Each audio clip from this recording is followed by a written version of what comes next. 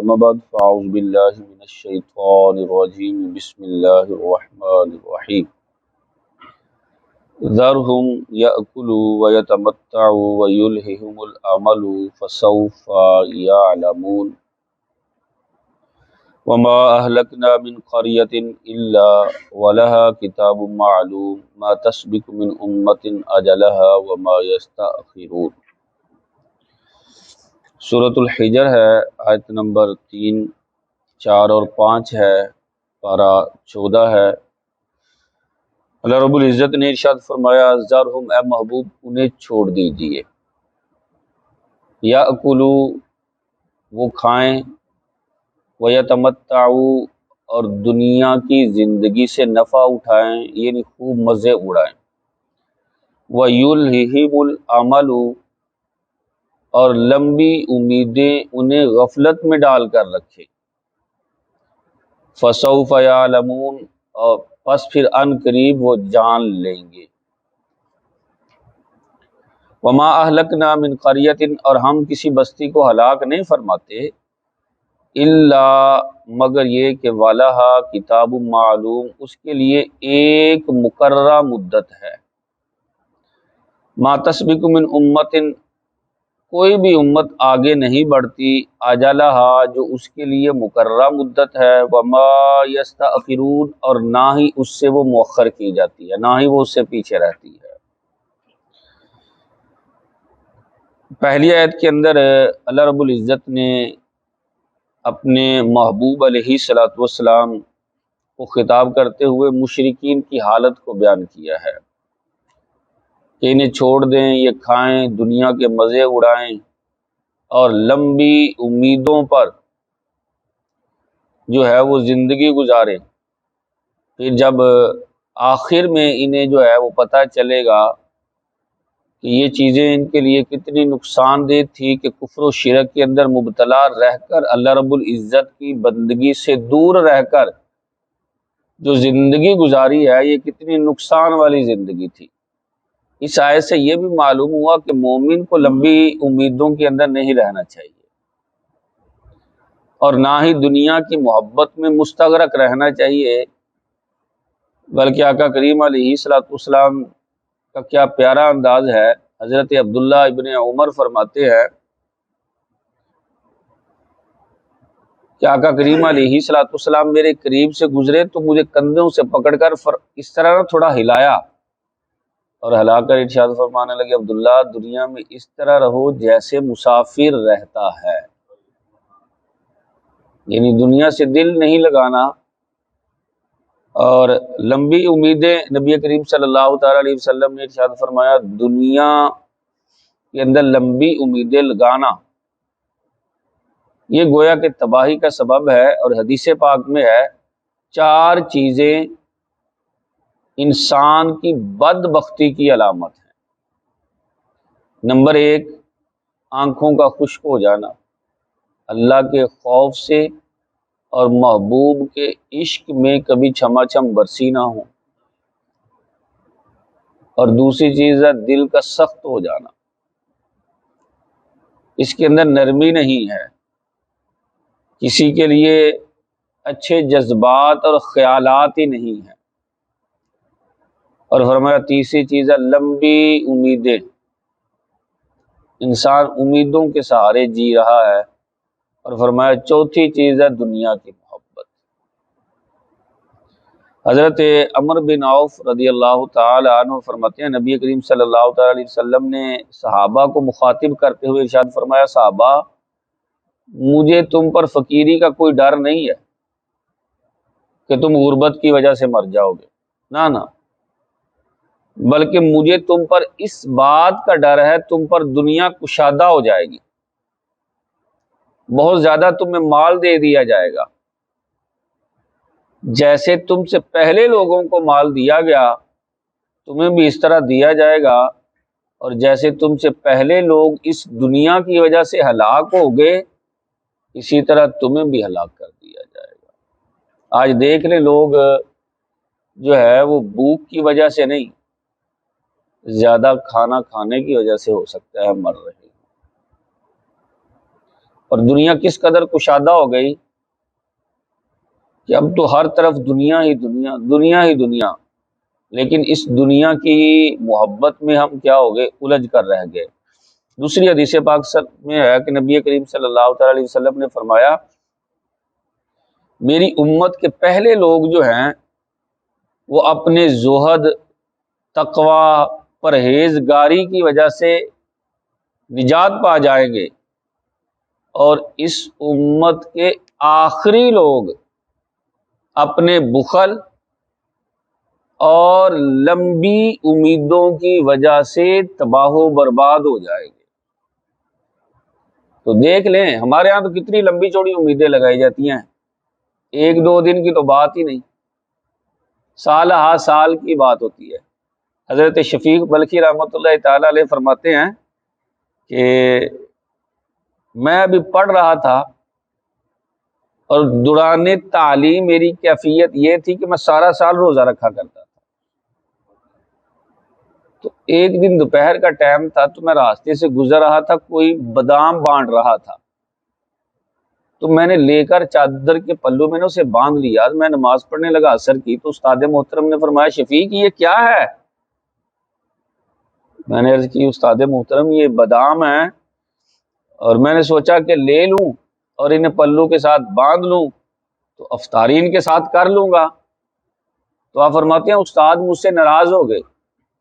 فرمایا تم نے اتنی لمبی امید لگا لی کہ تم مغرب ٹائم تک زندہ رہو گے،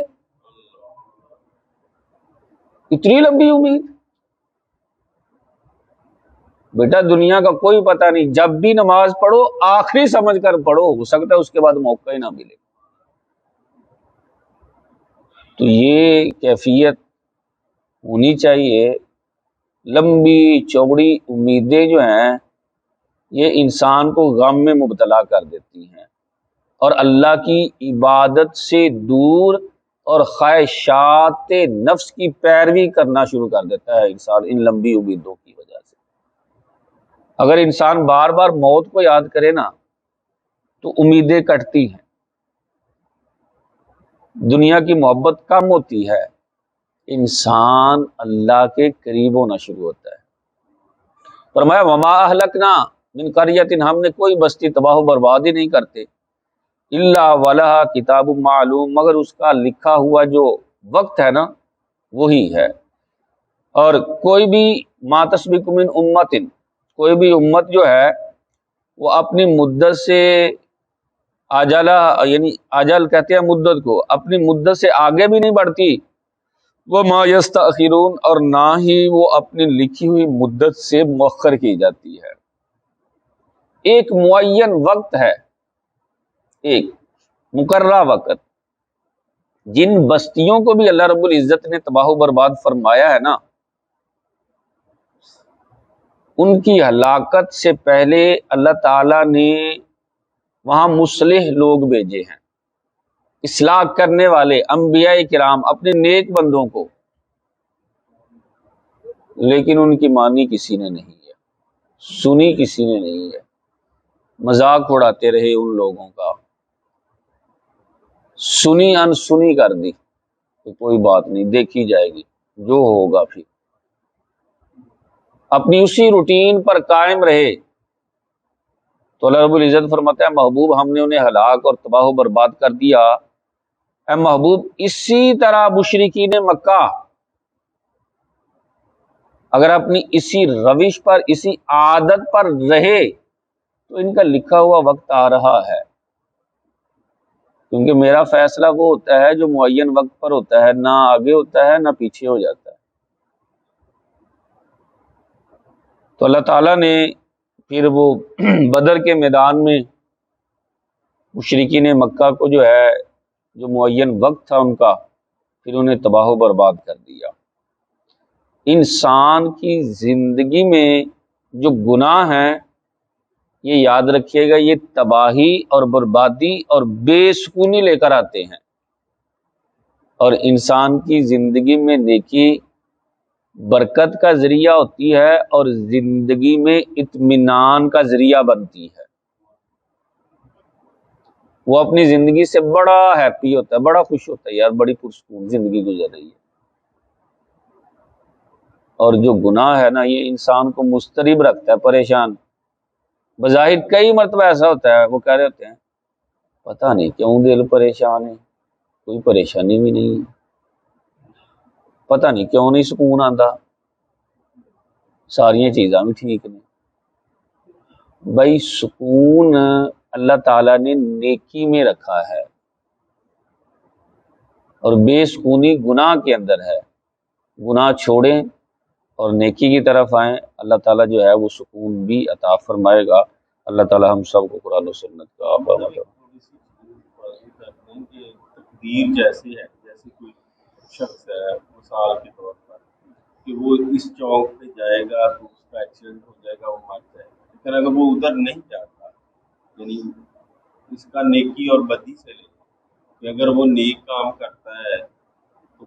وہ جنت میں چلا جائے گا، اور بد کام کرتا ہے تو جنت۔ تو اس طرح کا تقدیر میں ہوتا ہے کہ یہ کرے گا تو یہ ہوگا یا یہ کرے گا۔ ہاں جی، تقدیر معلق جو ہوتی ہے اسی طرح ہوتا ہے، جس طرح آپ نے مثال دی ابھی کہ اس چوک میں جائے گا تو انتقال ہو جائے گا۔ ہوتا یوں ہے کہ اگر یہ انسان نیکی کرے گا اس کی زندگی میں برکت دے دی جائے گی، اضافہ کر دیا جائے گا۔ مطلب جس طرح مثال دے رہا ہوں ایک، جس طرح حضرت موسیٰ علیہ السلام تھے، تو چونکہ آپ کلیم اللہ ہیں، اللہ تعالیٰ سے کلام کرتے تھے، تو ایک مرتبہ ایک نیا نویلا جوڑا آپ کی بارگاہ میں حاصل ہوا، تو بتایا گیا ان کی زندگی نہ تھوڑے دن ہی ہے۔ غالباً روایت میں 5-7 دن کے ہیں، تو 5-7 دن گزرے تو آپ نے بتایا نہیں کہ ان قریب تو مر جاؤ گے، نہیں بتایا، دل میں رکھا۔ 5-7 سال گزر گئے دنوں کی بجائے، پھر بھی ان سے ملاقات ہوئی۔ مولا یہ کیا بات ہوئی؟ تو فرمایا ان کے مقدر میں لکھا ہوا تھا کہ اگر یہ صدقہ کریں گے تو ان کی زندگی میں اضافہ کر دیا جائے گا، انہوں نے صدقہ کیا تو میں نے ان کی زندگی بڑھا دی۔ نیکی کرنے سے زندگی میں برکت ہے، میں نے بتایا یہ ایک تقدیر کی قسم ہے کہ ہو سکتا ہے بڑھ جائے، لیکن تقدیر کی ایک قسم وہ ہوتی ہے، تقدیر کی ویسے 3 قسمیں ہیں۔ ایک قسم وہ ہوتی ہے جو اٹل ہے، اس کے بارے میں نبیوں کو بھی دعا کرنے سے روک دیا جاتا ہے کہ دعا نہ کریں، اسی طرح ہونا ہے۔ اب چونکہ ہمیں تو پتہ ہی نہیں ہے تقدیر کی کون سی قسم ہے، جس طرح کوئی اماں یا بوڑھے بزرگ ہیں ان کو سڑک کراس کرائیں تو وہ کہتے ہیں جا اللہ تینوں برکت دے، اللہ تیری عمر چ اضافہ کرے، تو ہو سکتا ہے ان کی دعا جو ہے اس کی وجہ سے جو ہے وہ برکت آ جائے۔ ویسے بھی ہے نیکی جو ہے یہ عمر میں برکت کا سبب ہوتی ہے، تو جب انسان جو ہے یہ نیک عمل کرے تو اس کو زندگی کی برکت دی جاتی ہے۔ اللہ تعالی ہم سب کو قرآن